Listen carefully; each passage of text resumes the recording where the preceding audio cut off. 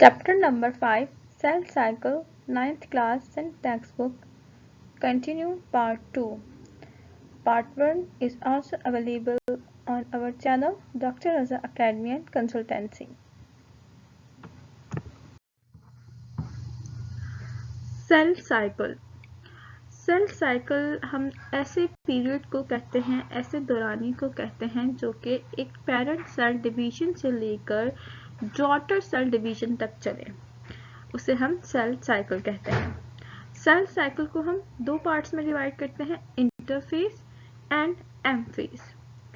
Interphase वो period जब cell खुद को प्रिपेयर करता है फॉर द डिवीजन, मतलब सेल की इसमें ग्रोथ होती है, ठीक है। Interphase is subdivided into 3 phases, G gap phase. इस पीरियड में सेल में मेटाबॉलिज्म की एक्टिविटीज बहुत ज़्यादा बढ़ जाती है, सेल का साइज इंक्रीज हो जाता है और कुछ ऐसे एंजाइम सीक्रेट होते हैं जो कि डीएनए की सिंथेसिस करवाते हैं, क्योंकि जब डीएनए डुप्लीकेट होगा तभी सेल की डिवीजन होगी। और G1 फेज वो स्टेज है जब ज़्यादा से ज़्यादा मेटाबॉलिक एक्टिविटीज़ हों। सेकेंड इज सिंथेटिक फेज या सिंथेसिस फेज, जिसे हम एस फेज भी कहते हैं। इसमें डीएनए की रेप्लिकेशन होती है, मतलब डीएनए अपनी कॉपीज बनाता है और उसमें क्रोमेटिन मटेरियल डबल हो जाता है। थर्ड वन इज G2 या गैप फेज, जिसे हम प्री मायोटिक फेज भी कहते हैं, मतलब बिफोर द सेल डिवीजन या माइटोटिक डिवीजन। इस फेज में बहुत सी चेंजेस होती हैं, cell again grow in size, organelles भी रेप्लिकेट हो जाते हैं, मतलब डबल हो जाते हैं, और वो एंजाइम सीक्रेट होने लगते हैं जो कि रिक्वायर्ड होते हैं for the cell division. So interphase is previous the division, मतलब this is a non-division period, but cell can prepare itself for a division into 3 specific phases. Now, after crossing these 3 phases, cell is go to the M phase, the period of cell division. यहाँ वो diagram की explanation है जो कि आपकी book में given है cell cycle की, के मेजर दो, एक इंटरफेस जो कि लार्ज अमाउंट मतलब इंटरफेस का है और लिटिल बिट एम फेज का है। एंड इंटरफेस में एक एडिशनल फेज यहाँ मेंशन किया गया है, जी नोट का फेज। जब सेल की ग्रोथ हो रही होती है उसके बाद ही समटाइम वो अपनी ग्रोथ को स्टॉप कर देता है या अपने डिवीजन को स्टॉप कर देता है for a few time and sometime for always, मतलब कभी कभार कुछ वक्त के लिए और कभी वो हमेशा के लिए अपनी ग्रोथ को स्टॉप कर देता है। तो ऐसे फेज को हम कहते हैं जी नोट फेज। और फिर यहाँ सेल डिवीजन मतलब माइटोसिस के स्टेजेस भी लिखे हुए हैं, जिसमें cytokinesis, telophase, anaphase, metaphase and prophase mention है। एक्चुअली सेल डिवीजन हमारे पास दो टाइप्स की होती है, एक माइटोसिस और एक मियोसिस। माइटोसिस इस तरह की डिवीजन होती है जिसमें पेरेंट सेल से 2 सेल्स प्रोड्यूस होते हैं, और मियोसिस इस तरह की डिवीजन होती है जिसमें पेरेंट सेल से 4 डॉटर सेल्स बनते हैं। माइटोसिस डिवीजन ये सोमैटिक सेल्स में होती है। बेसिकली हमारी बॉडी 2 तरह के सेल्स की बनी होती है, एक सोमैटिक जिसे हम बॉडी सेल्स कहते हैं और दूसरी जर्म सेल्स जो कि सेक्सुअल रिप्रोडक्शन में हेल्प करती है। माइटोसिस सोमैटिक सेल्स में होती है जिसमें पेरेंट सेल से 2 डॉटर सेल्स बनते हैं। लेट्स सपोज अगर हमारी बॉडी में कोई इंजरी हो जाती है तो इसकी रिपेयरिंग जो सेल से होती है वो माइटोसिस डिवीजन के थ्रू होती है, या अगर हमारी ऑर्गन्स की ग्रोथ होती है तो वो भी माइटोसिस डिवीजन की वजह से होती है। Now mitosis is divided into the 2 phases, karyokinesis and cytokinesis.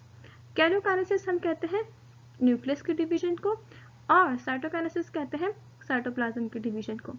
Students यहाँ एक ट्रिक बताती चलूँ कि ये याद रखने के लिए कि माइटोसिस किस तरह के सेल्स में होती है और उसमें कितने सेल्स प्रोड्यूस होते हैं। तो माइटोसिस में प्रोनाउंस करते हुए हमारे पास टी की प्रोनाउंसिएशन आ रही है, सोमैटिक्स में भी टी की आ रही है एंड टी फॉर 2। तो इस सीक्वेंस से अगर आप याद करेंगे तो आप अच्छे से याद रख सकेंगे क्योंकि this is important for MCQs. Here is the stages of karyokinesis and we are taking the example of animal cell because this type of division is take place in animal cell due to the presence of centromere, and in plant cell centromere is absent.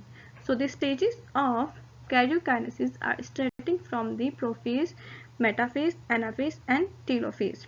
In these four phases, the karyokinesis is take place, means division of nucleus take place. In the first diagram, you are locating that the interphase, the phase G2 phase of interphase, the phase in which the cell is prepared for the division. Now it go to the first phase of the division. What happened in the growth phase? Centrioles का जो pair है वो खुद को move करवाने के लिए prepare करता है, ठीक है, नॉट अ मूवमेंट, अभी मूवमेंट नहीं करता बट खुद को प्रिपेयर कर लेता है। और न्यूक्लियोलस में और न्यूक्लियोप्लाज्म में क्रोमेटिन मटेरियल भी खुद को थोड़ा अपीयर करना शुरू कर देता है, अपीयर होता हुआ नजर आता है। नाउ प्रोफेज में क्या होता है कि क्रोमेटिन मटेरियल जो कि कंडेंस हो चुका होता है वो थिक और कोलाइड होकर थ्रेड लाइक स्ट्रक्चर में हमें नजर आना शुरू हो जाता है। इस स्टेज में क्रोमोसोम्स जो है खुद को डबल कर लेते हैं, जो कि एक क्रोमोसोम के बाद 2 क्रोमेटिड्स होती हैं। फिर क्रोमेटिड्स जो है अटैच होती हैं सेंट्रोमियर से और न्यूक्लियर मेम्ब्रेन इसमें ग्रेजुअली डिसअपीयर होना शुरू हो जाती है। और इसी के साथ साथ सेंट्रोमियर्स खुद को डिवाइड करके सेंट्रियोल्स में अपोजिट पोल्स पे मूव कर रहे होते हैं और उसके एस्टर मतलब उसमें से कुछ धागे नुमा स्पिंडल्स निकल रहे होते हैं, उनको भी अपने साथ साथ इनलार्ज करते जा रहे होते हैं। तो prometaphase means before going to the metaphase nuclear membrane बिल्कुल डिसअपीयर हो जाती है, क्रोमोसोम्स प्रोमिनेंटली अपीयर हो जाते हैं और खुद को मूव करना शुरू करवा देते हैं और सेंट्रोमियर भी तकरीबन अपने अपोजिट पोल्स पे आ जाते हैं और उनसे स्पिंडल फाइबर्स निकल आते हैं। Second stage of karyokinesis is metaphase. Metaphase में क्रोमोसोम्स खुद को सेल के सेंटर में सेट कर लेते हैं, जहां पर एक प्लेट लाइक स्ट्रक्चर बनता है जिसे हम इक्वेटर या मेटाफेज प्लेट भी कहते हैं। इस प्लेट की स्टेज जैसा कि आप डायग्राम में देख रहे हो कि क्रोमोसोम्स खुद को इक्वेटर पर सेट कर लेते हैं और स्पिंडल फाइबर्स जो कि सेंट्रियोल से निकल रहे थे वो आकर काइनेटोकोर और सेंट्रोमियर ऑफ क्रोमोसोम से खुद को अटैच कर लेते हैं। फिर इसके बाद third phase is anaphase. Anaphase में स्पिंडल फाइबर्स जो कि सेंट्रोमियर से अटैच हुए थे क्रोमोसोम्स के वो खुद को अपनी तरफ मतलब सेंट्रोमियर जो है वो स्पिंडल फाइबर्स को अपनी तरफ श्रिंक करते हैं, अपनी तरफ खींचना शुरू हो जाते हैं, जिसके नतीजे में क्रोमोसोम्स सेपरेट हो जाते हैं एक दूसरे से और अपोजिट पोल्स पर मूव करना शुरू हो जाते हैं।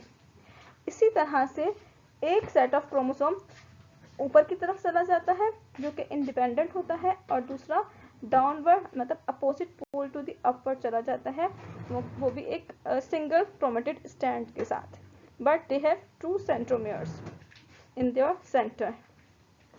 Third and fourth and last stage is telophase. In telophase stage, chromatids are now called the chromosomes. ठीक है, और ये अपने रिस्पेक्टिव अपोजिट पोल्स पर जा चुके होते हैं और ईच पोल जो है वो सेम नंबर ऑफ क्रोमोसोम्स रखता है जितने के उसके पेरेंट सेल में थे। और अब यहाँ पर न्यूक्लियर मेम्ब्रेन की फॉर्मेशन भी स्टार्ट हो जाती है। ठीक, जैसे आप डायग्राम में देख रहे हैं टीलोफेज में कि यहाँ क्लीवेज फोरो हो रहा है, इट मीन्स ये सेल बीच में से डिवाइड होना शुरू हो रहा है और यहाँ न्यूक्लियस की फॉर्मेशन भी हो रही है और न्यूक्लियर मेम्ब्रेन की अपीयरेंस भी स्टार्ट हो रही है।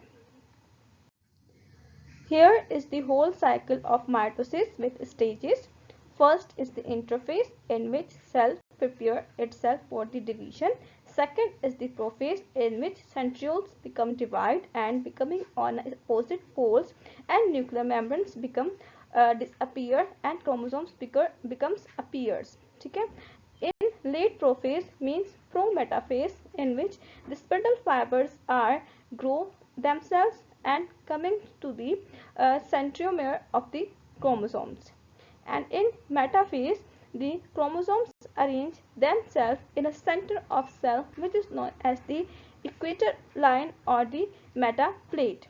In this stage, spindle fibers are attached to the centromeres of the chromosomes and start to shrink towards its opposite poles. In anaphase, these spindle fibers separate the chromosomes from their centromere and shrinking towards its opposite poles. Now, chromatids are called as a single chromosome into the telophase. In telophase, each chromatid which is separated into the anaphase now becoming a complete chromosome, and the number of chromosomes in each opposite pole are same as into the parent cell. Now the nuclear membrane is becoming appear and the formation of nucleus is start, and cleavage of cell is start into the telophase, and spindle fibers are becoming disappear. Now here the karyokinesis is complete. Now cell is moving towards the cytokinesis, means division of cytoplasm. अब इस stage में क्या है, nucleus के बाहर वाले जो भी ऑर्गेनल्स डुप्लीकेट हुए थे वो खुद को अपोजिट पोल्स में डिवाइड कर लेंगे, और जो क्लीवेज स्टार्ट हुई थी टीलोफेज में उसमें भी सेल मेम्ब्रेन के थ्रू दो अपोजिट सेल्स बन जाएंगे। तो फिर इस तरह से सेल डिवीजन कंप्लीट हो जाएगी। Dr. Raza Academy and Educational Consultancy. Must watch, comment, share and subscribe our channel. Our video recorded lecture are also provided on the YouTube channel by name of Dr. Raza Academy.